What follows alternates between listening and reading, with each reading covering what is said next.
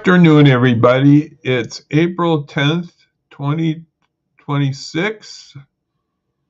It's 53 degrees outside. And we're going to be talking about, can JD do it? Now, you know who JD is, don't you? Come on.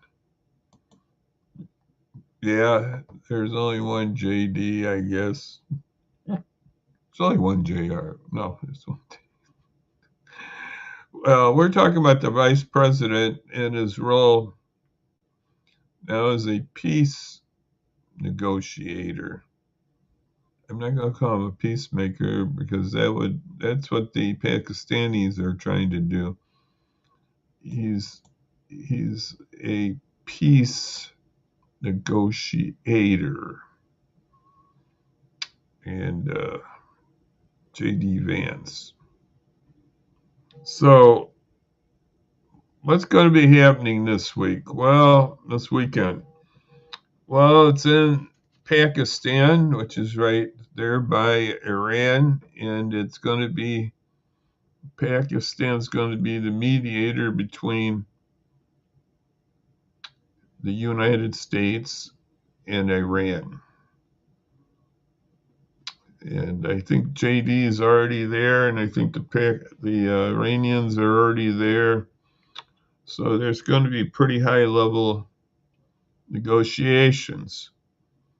Now, JD is going to be joined by Steve Witkoff, who's more of a businessman, and Jared Kushner, Trump's son-in-law. Now, I hope they brought along some nuclear experts and how to negotiate on the nuclear stuff. If that's what their objective is, I've heard that's what it is, they got to have those people there. There are experts in our government. It's been stated that before the war, when they were having negotiations, I believe it was in Geneva, Switzerland, the British were there with some of their people, and they noticed the lack of experts by the United States. They got to bring in experts. Those are the people in our government, and I hope they haven't fired them like they fire everybody. But they got to have experts on this, so I hope they have experts. And J.D. Vance is going to be pushed to the extreme because he's been very reluctant on these things. Can he do a job here? And if not, what are the repercussions for the peace and I guess for the political aspirations of JD and Donald Trump? Can he negotiate something there? There's a lot of sticking points there. The Strait of Hormuz is one. The nuclear question and how to their stockpile of that enriched materials that they have, and what else is there? Oh, the Israel-Lebanese war, can that be stopped? And that's part of this too, somewhat. So they got a lot of things to work on, and it's another week after this or so. It's supposed to be the end of the 2-week deadline on the ceasefire. We'll see what happens here. I think both sides have been saying the others have been breaking it. We'll see really what happens here. Can Mr. Vance pull it off? That's the real question right now. Can Mr. Vance pull it off? I don't know. Let's keep watching this weekend and see what happens. What else can I say? Some news articles here. I got one from Public Broadcasting. Trump has warned the Iranians not to play with him.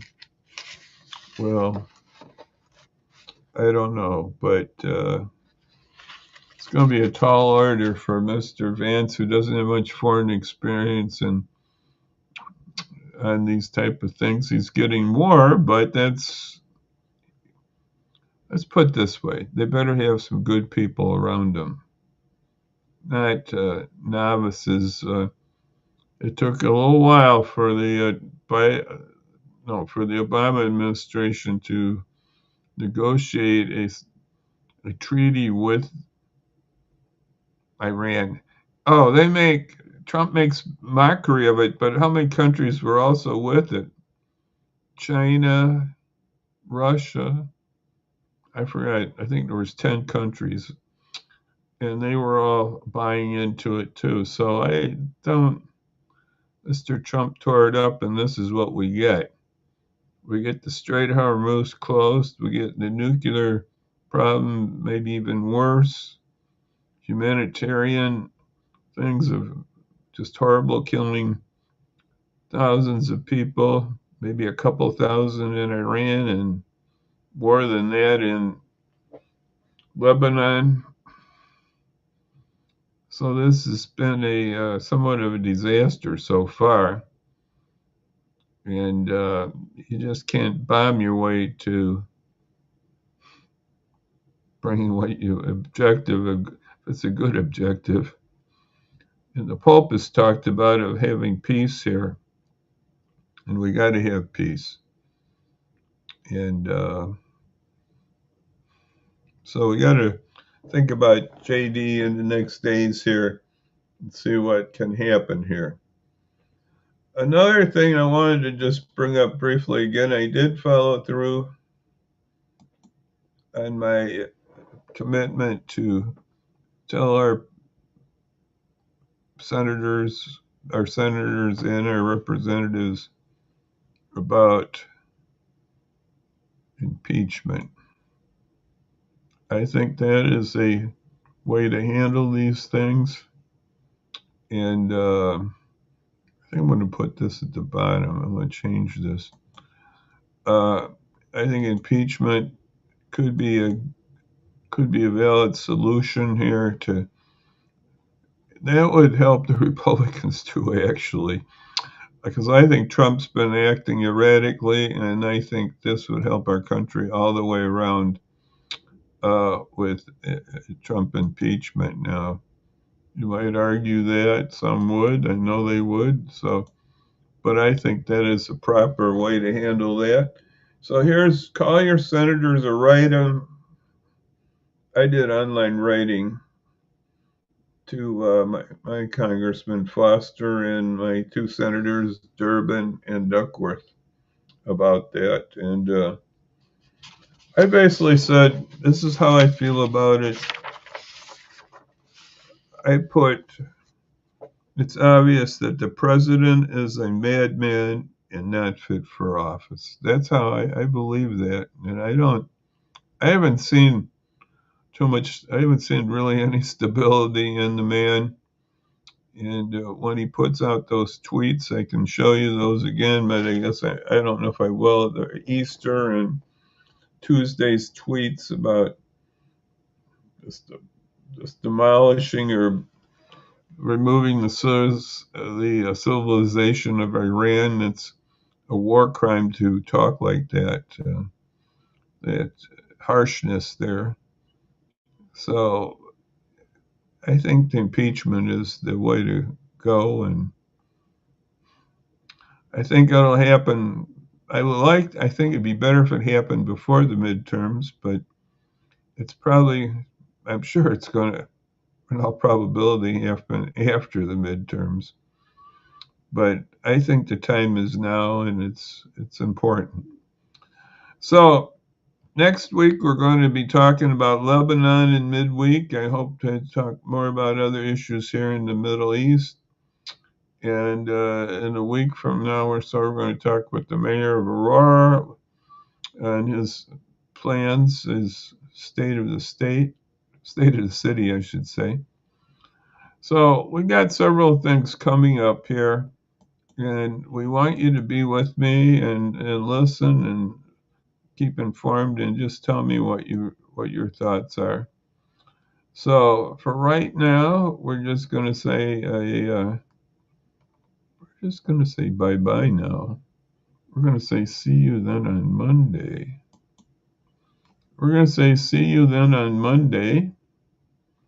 And I wish everybody a good weekend. And we'll see what happens here in the Middle East, in Islamabad, with JD and his delegation. And we'll see what happens for Middle East peace. And that sign in the back is from Batavia. And, that's from the Bible and about Jesus' birth. So peace on earth, that's what we want. And let's just pray for that in the coming days. So thank you very much for listening. And again, let's think about our people in the Middle East and see how that can be resolved. Let's pray for a peaceful solution. So thank you for listening, and then we'll see you then on Monday, Lord willing. So anyway, right for now, we'll say goodbye, everybody. Bye-bye now. Bye-bye.